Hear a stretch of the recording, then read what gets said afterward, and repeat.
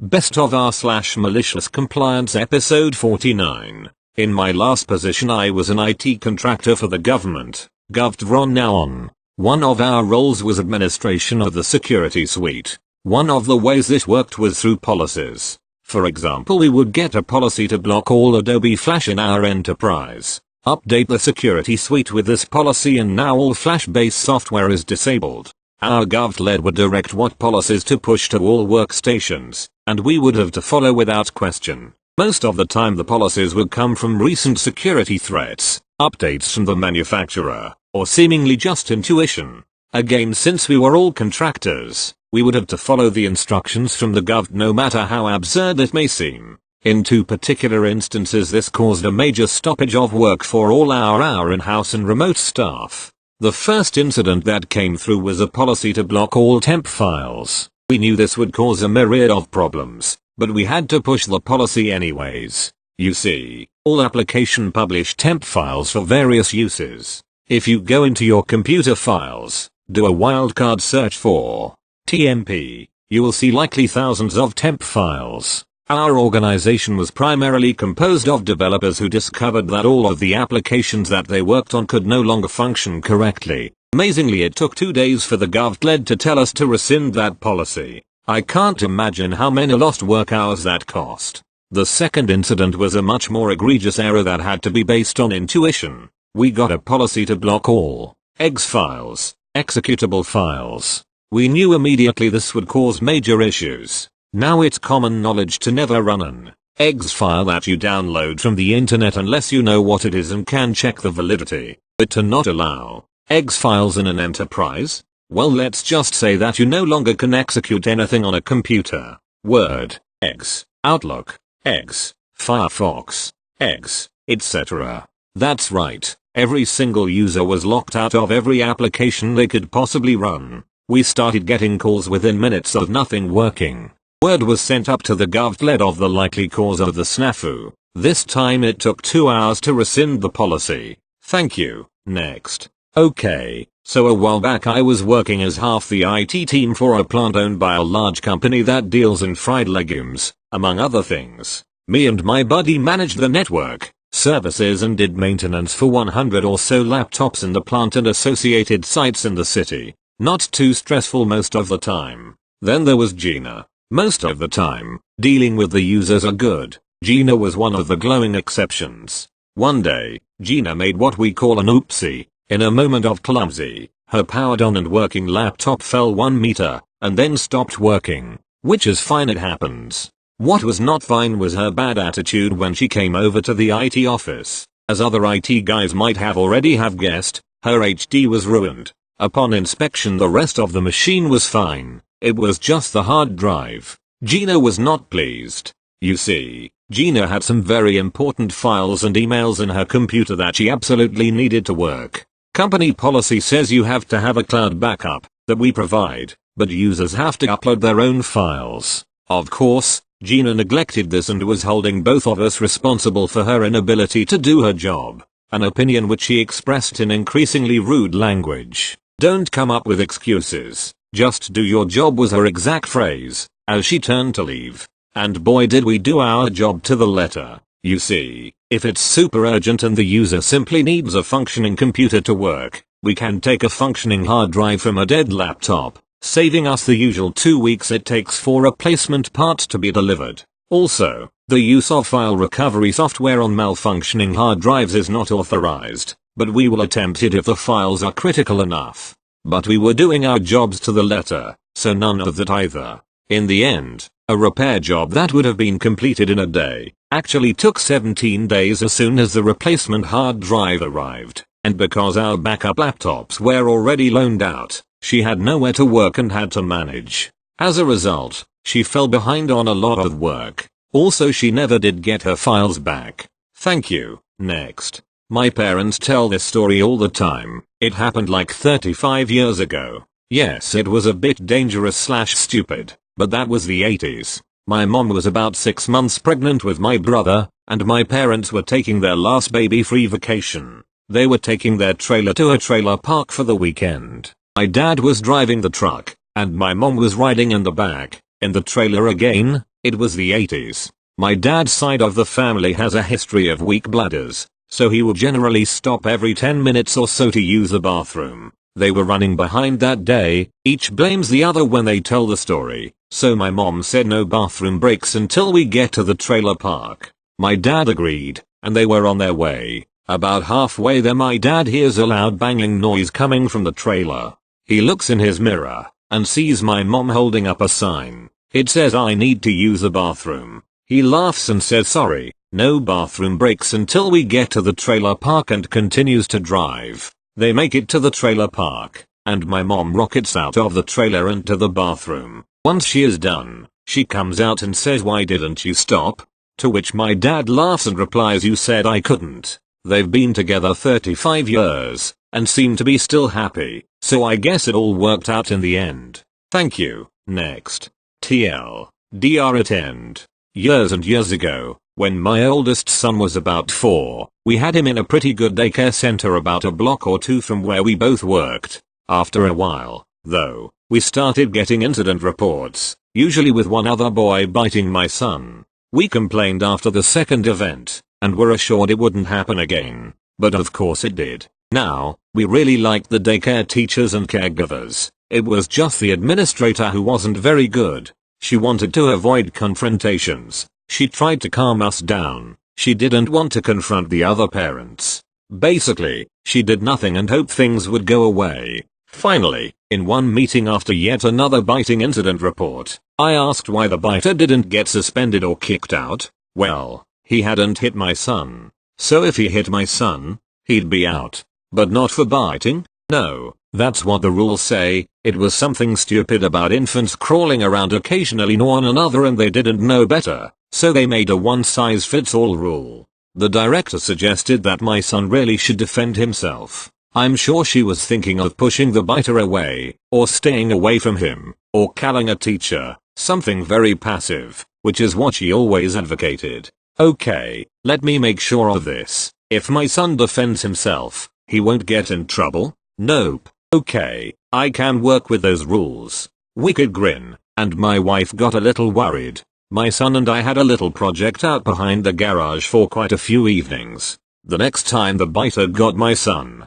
the fruit of my loins laid him out. Really laid him out, just like I taught him. So we got summoned from work to a meeting at the daycare with the director and the other kids' parents. They were rather furious. So I waved the stack of incident reports of their young whelp biting my son. But my son hit theirs. Hitting was a suspension offense. With a grin, I repeated what the director had told me, that he was allowed to defend himself. He did so, just a bit aggressively. She nodded that I was right, cringing at having her own words used to defend what my son had done. The other kid was kicked out. The director wasn't happy with me, but as I told her, I knew I was going to have to take my kid out behind the house and teach him to defend himself. I didn't think it would be before kindergarten, though. I asked her if she'd have rather my son defended himself, or that I'd have called Children's Protective Services, and she would have probably lost her job. She really didn't like me and was glad when we left.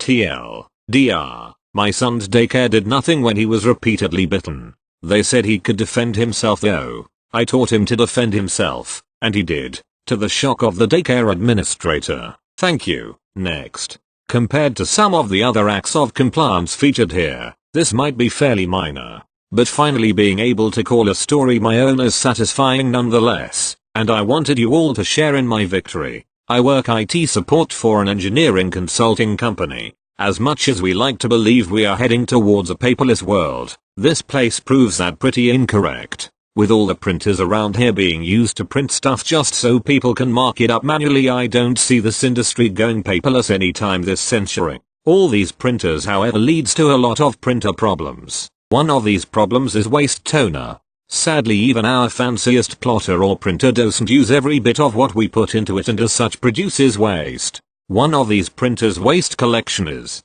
dumb. Just plain dumb. It's a single, large reservoir that has 4 entrance holes, one for each color of toner. When you take the collection container out, you need to carefully seal those holes by pulling back the foam around the seal and closing it up. In theory, quite simple. In practice it can be annoying. So the other day I have a user show up at my desk with a box. This well-meaning guy brought the waste toner to my desk with a big smile expecting a thank you. Except, I see what can only be described as a clown vomit gunpowder trail leading behind him from the box he's carrying. I practically jump out of seat to get him to hold it correctly for a moment while I scramble to get a box that won't leak and hold the toner. Mission accomplished. Further spills contained, and I grumble as I have to slowly vacuum up this huge mess. Of course, this presents a problem. What the fuck to do with this box? Thankfully, our building provides e-waste bins in the loading bay that we can dump this shit into.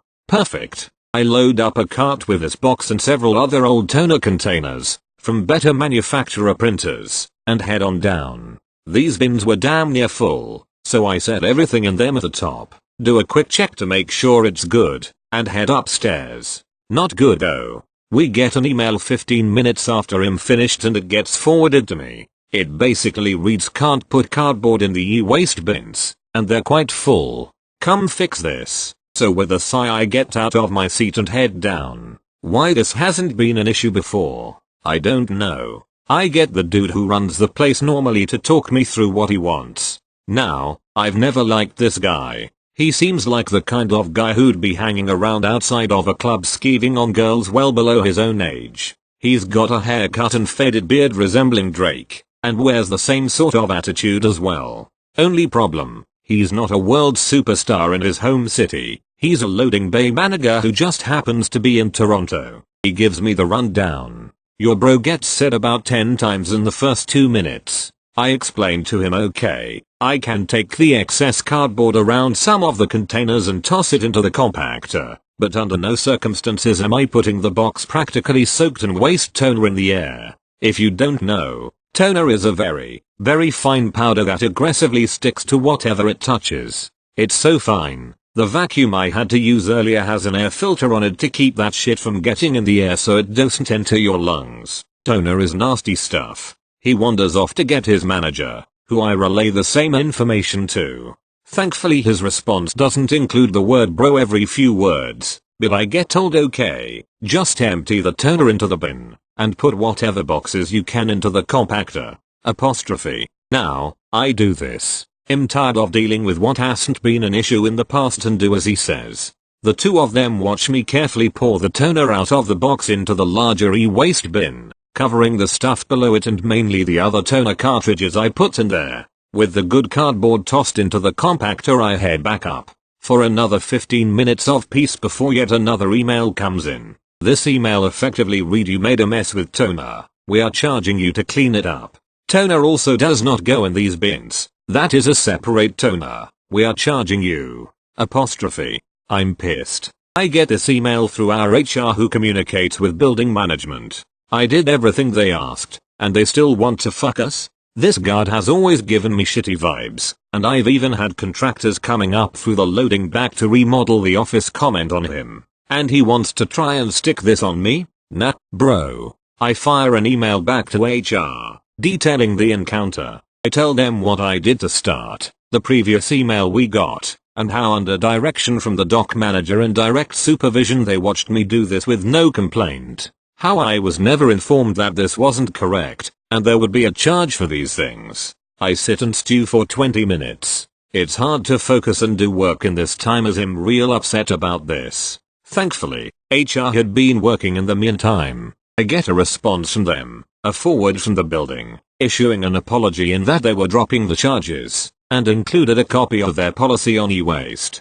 While minor in the grand scheme, being able to stick it to them and that one guard in particular felt great. I don't think he'll be heading down there anytime soon. Thank you. Next. This happened a few years back. It might turn out long. During my college years, I worked part-time at a gas station. Besides getting fuel and cigarettes you could also get some groceries. It was basically a small supermarket, and play different lottery games, buy scratch cards and place bets on all kinds of sporting events. Soccer, tennis, basketball, motorsport etc.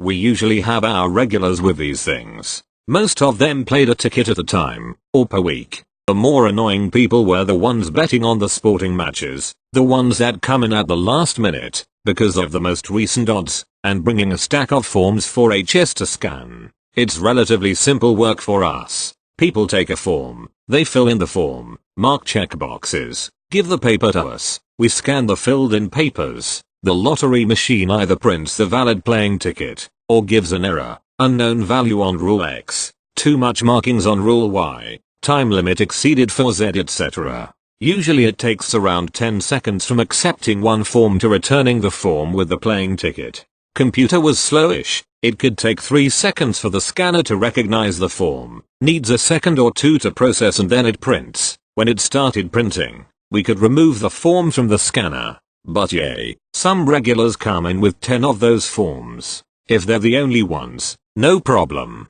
If they filled in the forms before entering the store, no problem. If they accept the ticket, no problem. Try and see where I'm heading.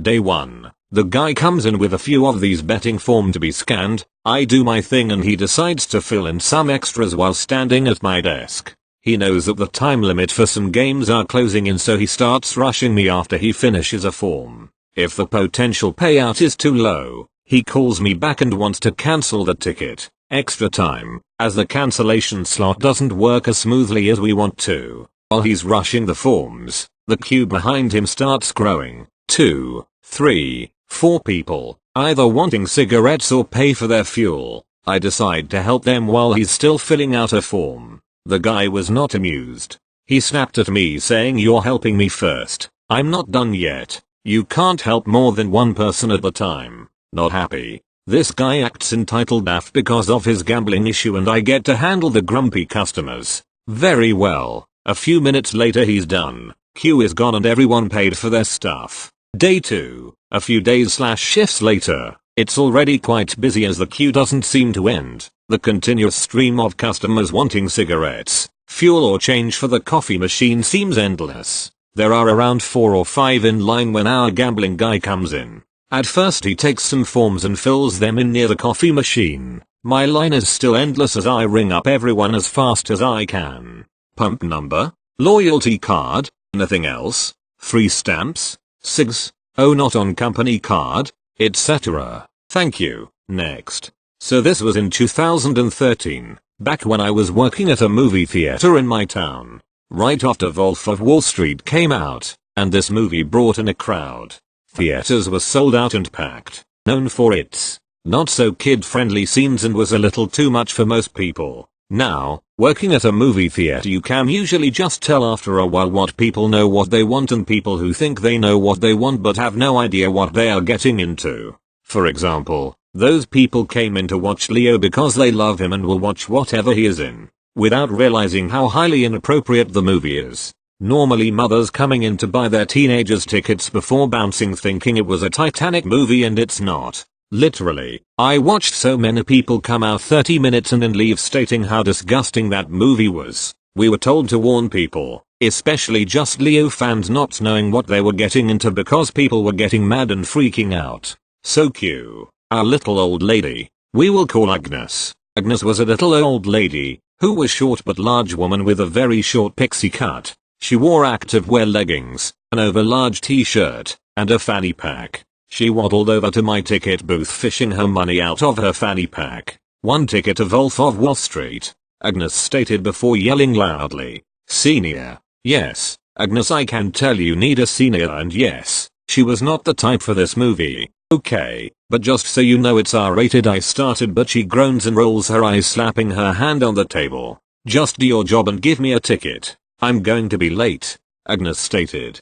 Cue my malicious compliance. 1 senior coming up. I handed her her ticket as she snatches it out of my hand and waddles off to the theater. I waved goodbye, as if on cue. 30 minutes into her entering the theater, her, like most people who have no idea what they are getting into, walks out of the theater. I was about to call my manager with glee for a refund, happy for my subtle revenge, when I realized she had just come out to make a call. All my hopes and dreams crumbled. Maybe I misread her, but she was for sure not the type to enjoy this movie. I sighed in defeat and went back to waiting for movies to get out. That was until not long after her call, 3 police cars with flashing lights pulled up to the front of my theater. I paused in noticeable confusion as 6 police officers came in with their hands on their side pistols. Since again, I was in ticket booth, they approached me. "Mom, we got a call about some illegal films here." The police officer, "We will call Robert," stated. I stated in a loud long continuous up, my eyes slowly drifting to Agnes, who was waddling quickly up to me. "Arrest her," Agnes demanded as I just continued my continuous. "And arrest them too." She pointed to the concession workers in loud noticeable anger. "For what reason, Mom?" Robert asked, now seeing how calm and quiet the theater was because the movies were in. "For that disgusting illegal thing of what they are trying to say is a movie," Agnes huffed. She was red in the face and panting. "I demand you shut this place down. Were you the one that called about the children engaging in adult activities illegally films? Can't say it or it won't be approved?" Robert asked as completely went dead silent. "Child what? We had nothing remotely like that here or ever." "Yes," Agnes stated. "That thing in there, that Wolf of Wall Street is illegal. They cannot show that kind of trash in there." "Mom, I saw that movie. There is nothing really illegal in it and there is no children engaging in adult activities illegally films in it either," Robert stated, pretty ticked off. "Is this why you called us?" "Yes. Because back in my day, the police would have shut this place down." Agnes was screaming her head off as 2 of the officers got the hint and just left. "Mom, do you know what you did is illegal? It is filing a false police report. 911 is for emergencies only, not for your bad movie reviews." Robert had enough of her at this point. "But I didn't file a false police report," Agnes whined as Robert turned to me in a very nice tone. "Have a great day, Mom," he beamed with obvious annoyance. They started to file out and Agnes angrily followed them, yelling to them. Right when Robert was about to exit the door, Agnes grabbed the push bar for the door and yanked it back to keep the door closed to not let him leave, hitting Robert with the door. Yes, if you're wondering, that does count as assaulting an officer. Last I saw, Agnes was escorted to the police cruiser with shiny new arm bracelets. Though, I'm not sure what happened to her, but I never saw Agnes again. I did see Robert though. He got a free movie on me, but it was busy and I couldn't talk to him to see what happened with our dear old friend. But I can tell it was just amazing things.